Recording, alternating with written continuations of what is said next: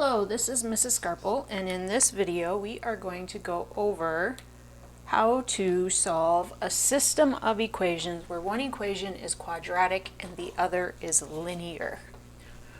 We have this system where y1 is equal to x squared minus 4x plus 1, and the other equation is y2 equals x minus 3. I'm going to go ahead and graph the second equation. That's a linear equation. And if you remember, this is slope-intercept form.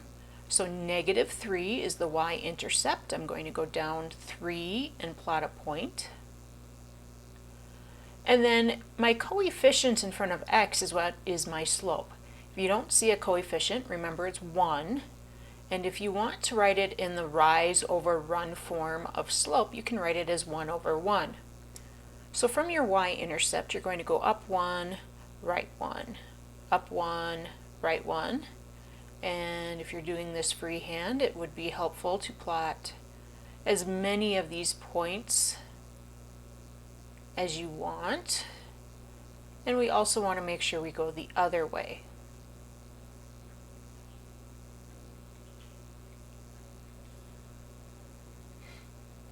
And I'm now going to graph my line through those points.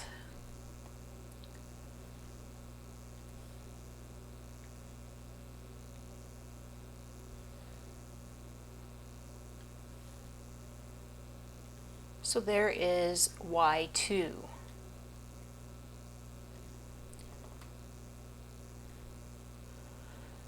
The first equation is a quadratic equation. It will be helpful to place it in vertex form in order to graph it, so we can use the vertex and the anchor values.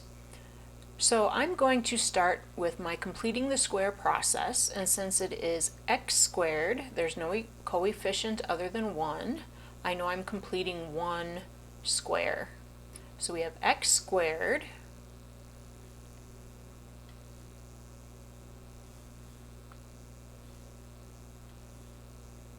and then the minus 4x, remember we're making a square, so both sides have to be the same. So that minus 4x needs to be divided by 2. It needs to be split in half. So that's going to be a minus 2x and another minus 2x. So that our sides have the dimensions x minus 2 and x minus 2. Remember, it's a square. We want them to be the same. Now we have the unit of 1 that needs to go outside here. But we also need to find how many units complete our square. So if I take negative 2 times negative 2, this is a positive 4 units. That means we have to subtract 3 to find how many units are added onto our perfect square. So the vertex form will be x minus 2 squared, because x minus 2 times x minus 2 is how we find this area of our square. So x minus 2 squared, 1 subtract 3 is negative 2. So minus 2. Oops, I don't know why I have a minus 1 subtract 3 there.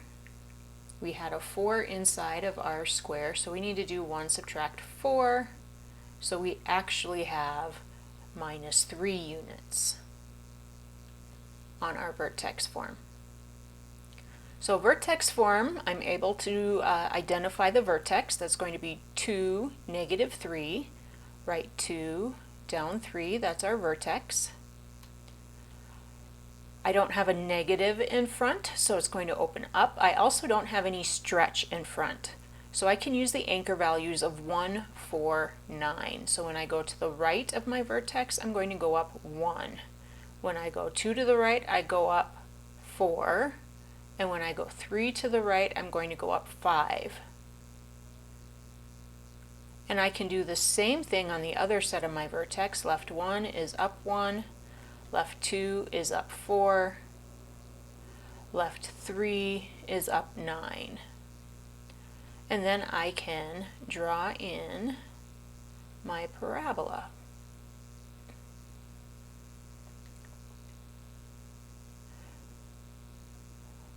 Now, if you remember from solving systems of linear equations, you would look for the points of intersection.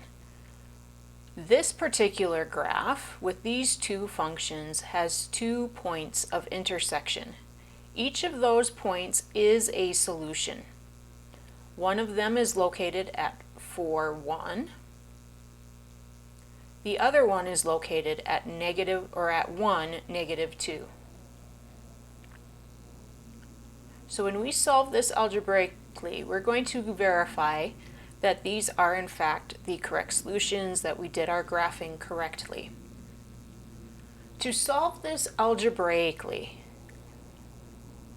these points of intersection have the same y value. Since they have the same y value, I can take the expression x minus 3, replace the y in my first equation with that expression, and set my two expressions equal to each other. So x minus 3 equals x squared minus 4x plus 1. Our options for solving this, because we have a quadratic term, require that we should get our equation equal to 0 before we decide what method we want to use. So I'm going to subtract x and add 3.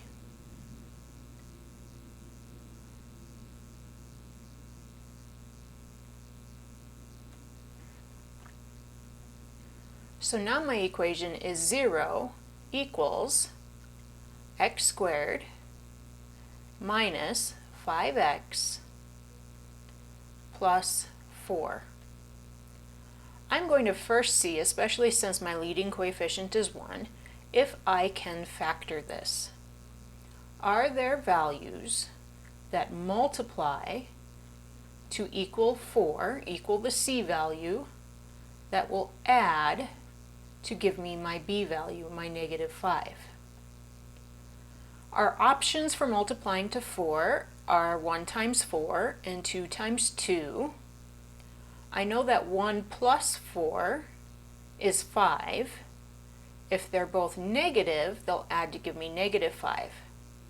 If I take negative 1 times negative 4, I will get a positive 4. So this is going to factor as x minus 1 times x minus 4. And when we solve this, we're looking for the intercept, so that's basically taking each factor, setting it equal to 0, and solving it. So when x minus 1 equals 0, x will equal 1. When x minus 4 equals 0, x will equal 4. Now I have the x values of my 2 points that from my graph. So now I need to find my y values. I'm going to substitute these x values into the linear equation just because it's simpler. So to find y2, I'm going to have 1 subtract 3, and 1 subtract 3 is negative 2. So when x is 1, we should have negative 2, and that was one of our points. And to find y2 when x is 4, 4 subtract 3 is 1. So when x is 4, y should be 1, and that was what we found on our graph as well. When you solve algebraically, you should still make a point to write your solution as an ordered pair, because what we are finding are the points where the two functions intersect.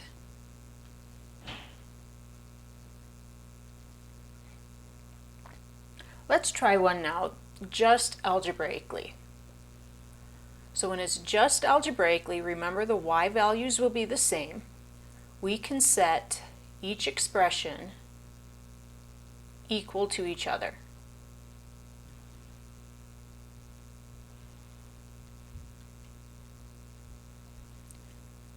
Then use inverse operations so that you can have the equation equal to 0.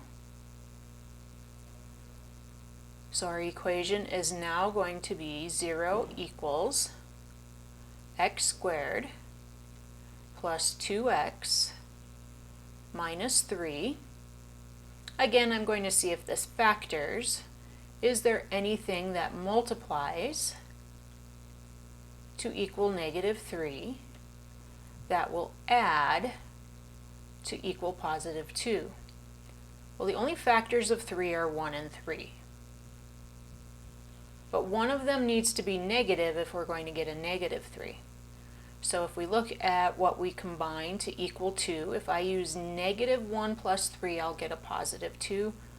So let's just verify negative 1 times 3 is negative 3. So this factors as x minus 1 times x plus 3. Set each factor equal to 0 to find those x-intercepts or roots, as we will be calling them. So when x minus 1 equals 0, x will equal 1. When x plus 3 equals 0, x equals negative 3. Now we need to find the y values that go with those. Again, I'm going to use the linear equation. So y equals, we have a negative x value, so I'm going to write the 1 in parentheses, plus 1. That becomes negative 1 plus 1, which is 0. And for the other x value, y equals negative, the x value is negative 3 plus 1. Well, a negative 3 is like saying the opposite of negative 3. So that's positive 3 plus 1 is 4. So our 2 points are 1, 0, and negative 3, positive 4. And we can verify this by substituting in for x in the first equation as well. So if I take y and I substitute, or replace the y with 0, excuse me, I'm checking to verify that it's going to work.